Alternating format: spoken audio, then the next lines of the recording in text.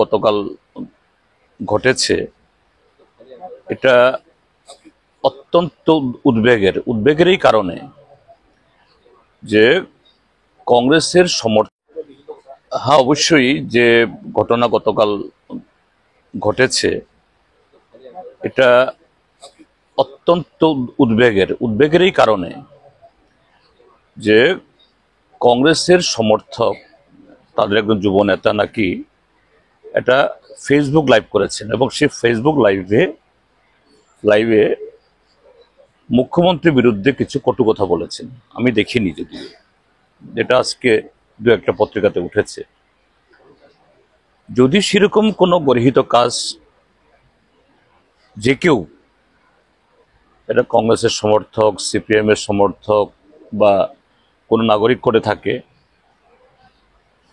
মুখ্যমন্ত্রীর বিরুদ্ধে, এবং এটা যদি যে সেরকম গর্হিত এবং আইনগতভাবে এটা কগনিজেবল হয়, তার জন্য আইন আছে, প্রশাসন আছে, পুলিশ ভূমিকা নেবে। কিন্তু রাত্রেবেলা পৌঁছে গেল কোন দিন যে যার বাড়িতে গেছে, যে মহল্লাটা, এটা একটা সংখ্যালঘু অধ্যুষিত একটা এলাকা, একটা ঈদ উৎসব চলছে, গোটা এলাকাতে একটা উৎসবের মহল। এমনিতে এটাকে কেন্দ্র করে এই গত 7 তারিখ রাত্রিবেলাতেও আমাদের পুলিশ বাহিনী, বিশেষ করে পশ্চিম থানা, এরকম কিছু ধর্মের ঠিকাদারদের চাপে অনেক ঘটনা করেছে। তারপর দিনই ঘটনা আমি দেখলাম যে একটা ওই ফেসবুক ইয়েতে একটা এরকম একটা ভিডিও ক্লিপ দেখলাম। আমি জানি না এর সাথে ভিডিও ক্লিপের সম্পর্ক কি, যে মুখ্যমন্ত্রীকে দিয়ে মুখে বলছেন আইন অনুযায়ী সব জায়গাতে যা যা ব্যবস্থা করার ব্যবস্থা হচ্ছে। তার মানে এটাও কি আইন অনুযায়ী হচ্ছে? আর কেউ যদি এরকম অন্যায় করে থাকে তার ব্যবস্থা গ্রহণ করবে পুলিশ, প্রশাসন, আইন আছে।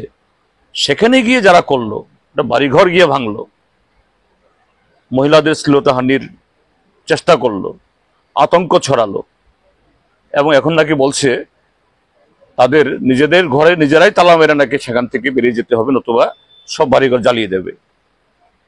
এটা কোন গণতন্ত্র? এটা কোন সভ্যতা?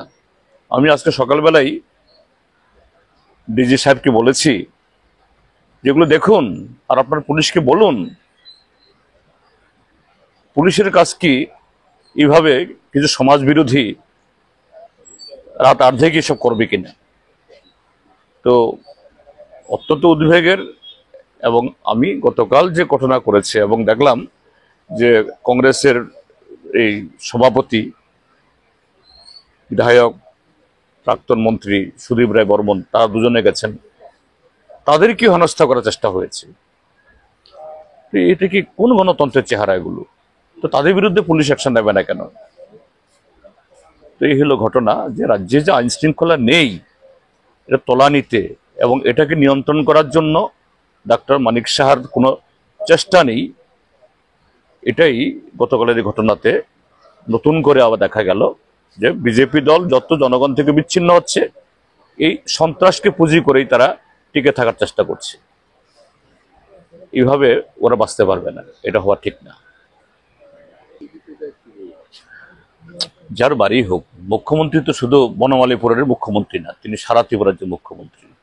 আমি তো আবারও বলছি, যদি যে যুবকটি এই ফেসবুক লাইভ করে এই সমস্ত মন্তব্য করেছে, যদি কোনো ভুল বলে থাকে, গর্হিত কিছু করে থাকে, তার বিরুদ্ধে আইনানুগ ব্যবস্থা গ্রহণ করুন। কিন্তু সেখানে গিয়ে গুন্ডারা রাত আর্ধেকে গিয়ে বাড়ি ভাঙবে, মহিলাদের শ্লীলতাহানির চেষ্টা করবে, একটা রাজনৈতিক দলের শীর্ষ নেতারা গেছেন তাদেরকে হেনস্থা করার চেষ্টা করবে। এটা কোন ধরনের আইনের শাসন? তো মুখ্যমন্ত্রী বাড়ির পাশে দিয়ে ঘটনা না হয়, ত্রিপুরা যে অন্য প্রান্তে কি হচ্ছে এটাই প্রমাণ করে। কাজে আমি বলবো যে এরকম ফেসবুকে বা অন্য যে কোনোভাবে অশ্লীল মন্তব্য করা ঠিক নয়। আবার এই পুলিশের পাহারায় গুন্ডাদের কারোবারি আক্রমণটাও ঠিক নয়। তাহলে তো এই যে বিপ্লব কুমার দেব অহরহ এই জাতীয় শব্দ প্রয়োগ করছে, যেখানে সেখানে গিয়ে বলছে, তাদের বিরুদ্ধে ব্যবস্থা হচ্ছে না কেন? বিপ্লব দেবের বিরুদ্ধে কি একই রকম দাওয়াই দিতে হবে আমাদেরকে? এটা নিশ্চয়ই বাঞ্ছনীয় না, এটা হওয়া উচিত নয়। রাজ্যের আইন শৃঙ্খলা সামাজিক পরিবেশ রক্ষা করার দায়িত্ব সবারই, কিন্তু সবার আগে বর্তায় শাসক দলের এবং প্রশাসনের। মুখ্যমন্ত্রী সে দায়িত্ব তিনি পালন করুন। হ্যাঁ, অবশ্যই যে ঘটনা গতকাল ঘটেছে এটা অত্যন্ত উদ্বেগেরই কারণে যে কংগ্রেসের সমর্থক তাদের একজন যুব নেতা নাকি এটা ফেসবুক লাইভ করেছেন এবং সেই ফেসবুক লাইভে মুখ্যমন্ত্রীর বিরুদ্ধে কিছু কটু কথা বলেছেন। আমি দেখিনি, যদি যেটা আজকে দু একটা পত্রিকাতে উঠেছে। যদি সেরকম কোনো গর্হিত কাজ যে কেউ, এটা কংগ্রেসের সমর্থক, সিপিএম এর সমর্থক বা কোনো নাগরিক করে থাকে মুখ্যমন্ত্রীর বিরুদ্ধে, এবং এটা যদি যে সেরকম গর্হিত এবং আইনগতভাবে এটা কগনিজেবল হয়, তার জন্য আইন আছে, প্রশাসন আছে, পুলিশ ভূমিকা নেবে। কিন্তু রাত্রেবেলা পৌঁছে গেল কোন দিন যে যার বাড়িতে গেছে, যে মহল্লাটা, এটা একটা সংখ্যালঘু অধ্যুষিত একটা এলাকা, একটা ঈদ উৎসব চলছে, গোটা এলাকাতে একটা উৎসবের মহল। এমনিতে এটাকে কেন্দ্র করে এই গত 7 তারিখ রাত্রিবেলাতেও আমাদের পুলিশ বাহিনী, বিশেষ করে পশ্চিম থানা, এরকম কিছু ধর্মের ঠিকাদারদের চাপে অনেক ঘটনা করেছে। তার পরদিনই ঘটনা আমি দেখলাম যে একটা ওই ফেসবুক ইয়েতে একটা এরকম একটা ভিডিও ক্লিপ দেখলাম। আমি জানি না এর সাথে ভিডিও ক্লিপের সম্পর্ক কি, যে মুখ্যমন্ত্রীকে দিয়ে মুখে বলছেন আইন অনুযায়ী সব জায়গাতে যা যা ব্যবস্থা করার ব্যবস্থা হচ্ছে। তার মানে এটাও কি আইন অনুযায়ী হচ্ছে? আর কেউ যদি এরকম অন্যায় করে থাকে তার ব্যবস্থা গ্রহণ করবে পুলিশ, প্রশাসন, আইন আছে। সেখানে গিয়ে যারা করলো, একটা বাড়িঘর গিয়ে ভাঙলো, মহিলাদের শ্লীলতাহানির চেষ্টা করলো, আতঙ্ক ছড়ালো, এবং এখন নাকি বলছে তাদের নিজেদের ঘরে নিজেরাই তালা মেরে নাকি সেখান থেকে বেরিয়ে যেতে হবে, নতুবা সব বাড়িঘর জ্বালিয়ে দেবে। এটা কোন গণতন্ত্র? এটা কোন সভ্যতা? আমি আজকে সকালবেলায় ডিজি সাহেবকে বলেছি, যেগুলো দেখুন আর আপনার পুলিশকে বলুন, পুলিশের কাজ কি এইভাবে কিছু সমাজ বিরোধী রাত আর্ধেক এসব করবে কিনা।